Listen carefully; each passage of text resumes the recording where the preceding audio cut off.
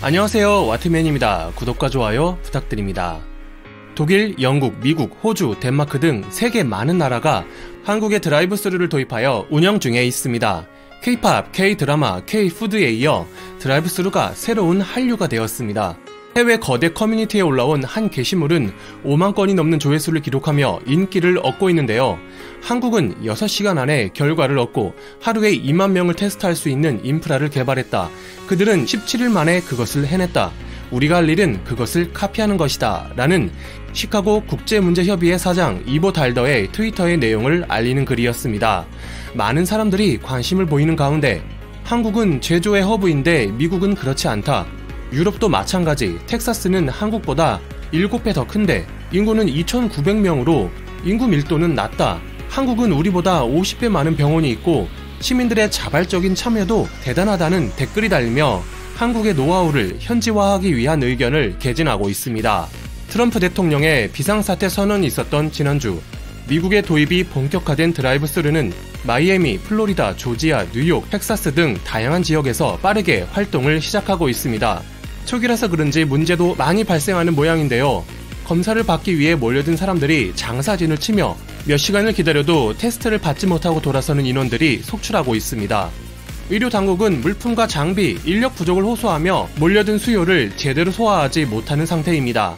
언성이 높아지는 가운데 트럼프 대통령이 발빠르게 대처에 나섰는데요. 어제 새벽 FDA 관련 중대 사안을 발표하겠다고 예고한 트럼프 대통령은 국방물자 생산법을 발동할 것이라고 선언했습니다. 1950년 한국 전쟁 당시 만들어진 법으로 안보상 필요한 물자를 민간 기업에 생산할 수 있도록 명령할 수 있게 하는 법입니다. 많은 자원을 필요로 하는 한국의 대응법을 도입하기 시작했고 중국이 의료품 수출을 제한하고 있기 때문에 이 같은 결정을 했으리라 분석됩니다. 아울러 트럼프 대통령은 뉴욕과 서해안에 군 병원선을 각각 한 대씩 배치한다고 밝혔으며 백악관은 절반을 재난기본소득으로 납세자들에게 나머지 절반을 항공사들에게 지급할 1조 달러 규모의 경기부양책을 상원에 제출했습니다. 전 세계적인 재난을 극복하기 위해 한국의 노하우를 도입하고 현지화를 위한 노력을 아끼지 않고 있는 상황인데요. 줄곧 한국의 부정적인 입장을 보여왔고 그것을 행동에 옮기는데 거리낌이 없었던 일본은 최근 인지부조화에 빠진 모습입니다. 수많은 나라들이 한국을 구원의 횃불로 바라보고 있고 미국까지 180도 태도를 바꾸어 한국과 협력하기 시작하면서 이를 바라보는 일본의 시민들에게 나타난 의식 변화가 일본 정부의 압박이 되고 있는 듯합니다. 일본 후생노동성은 공식 채널에서 한국의 드라이브 스루를 도입하지 않는 이유를 밝혔는데요. 환자의 과거 병력, 연령, 의사의 소견 등을 바탕으로 판단하여 필요한 경우에만 테스트를 하는 게 옳다고 하며 한국의 방법은 의사가 직접 진찰하는 것이 아니고 단순 표본 검사만으로 진단을 하는 것이기에 정확도가 매우 떨어진다고 비판했습니다. 또 다른 원인으로 열이 나는 경우도 있으므로 의사를 동반하지 않은 검사는 적중률이 떨어지며 실수로 음성이 나오는 경우도 있어 오히려 역효과가 나 확대를 야기할 우려가 있다고 주장했습니다. 이러한 사실이 알려지자 의사를 상주시키면 되지 않느냐, 그렇게까지 해서 올림픽을 하고 싶은가 하는 불만이 나오는 한편 대부분은 후생성의 의견을 지지하며 의료 붕괴는 반드시 피해야 한다, 외압에 굴하지 말고 일본의 방법을 관철하라는 의견이 나오고 있습니다. 하지만 언론, 미디어의 비판이 거세지자 다음날 후생성은 관련 내용을 번복했는데요.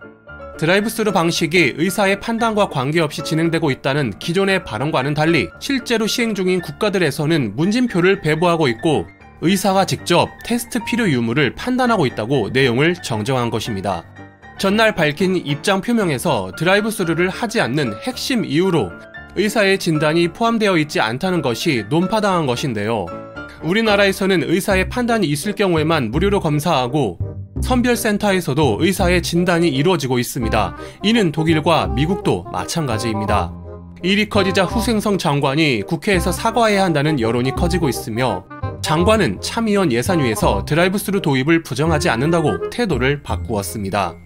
그런데 재미있는 것은 후생성과 장관의 변명과는 무색하게 일본의 지자체에서는 이미 한국에 드라이브 스루를 도입한 지역이 있고 다른 지역에서도 시행할 계획이라는 사실이 아사히 신문에 의해 보도되었습니다. 이미 니이가타현에서는 드라이브 스루를 운영하고 있고 이어서 아이치현, 나고야현에서도 곧 시행할 예정이라고 합니다. 후생성은 의사의 진단이 필요하므로 드라이브스루가 아닌 정식 병원에서 테스트를 할 필요가 있다고 주장해 왔는데요. 아사히 신문은 시내의 의료기관이 모든 수요를 충족할 수 없어 지자체들이 드라이브스루를 시행한 것이라며 소요 시간도 적고 의료진도 방호복을 갈아입을 필요 없이 장갑을 바꿔 끼는 것만으로도 충분하다는 장점을 보도했습니다. 18일 일본은 도쿄올림픽 지원본부를 설치했습니다. 통계 수치를 올리지 않기 위해 테스트 무용론을 외치며 국민의 생명도 기꺼이 내놓는 그들의 이기심을 보니 2주일 전 한국인 입국 금지를 단행한 아베의 선경 제명이 다시금 빛나는 듯합니다. 아베 요정설은 이제 아베 요정 2론으로 명칭을 바꿔야 하지 않을까 하는 생각도 듭니다. 감사합니다. 와티맨이었습니다.